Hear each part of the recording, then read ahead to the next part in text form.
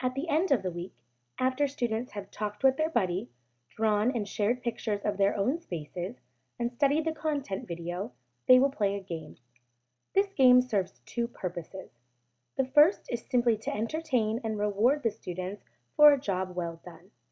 The second is to evaluate whether or not the students understood that week's lesson and learned something new about the location they were studying. All data from the game is sent to the teacher, who then determines what needs to be stressed or retaught. Upon entering the game, students will be able to choose their own avatar. This gives students choice and autonomy.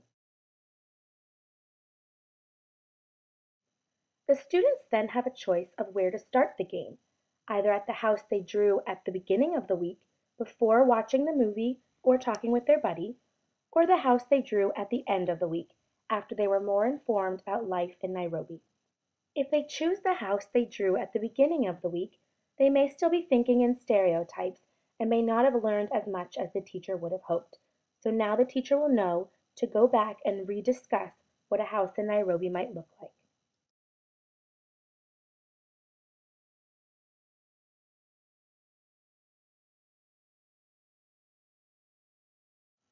The very simple premise of the game is that a child in Nairobi is getting ready and going to school.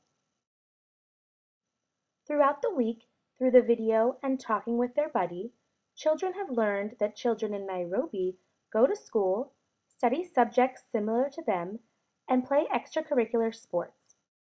To evaluate whether or not students fully comprehended this information, we ask them to pack their backpack for school.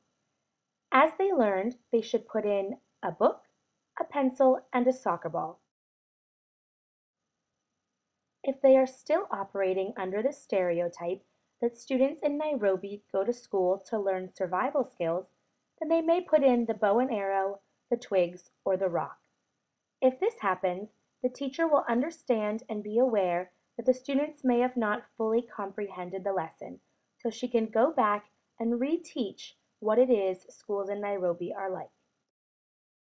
After the child gets ready for school, the evaluation piece of the game is over, and he or she can continue playing.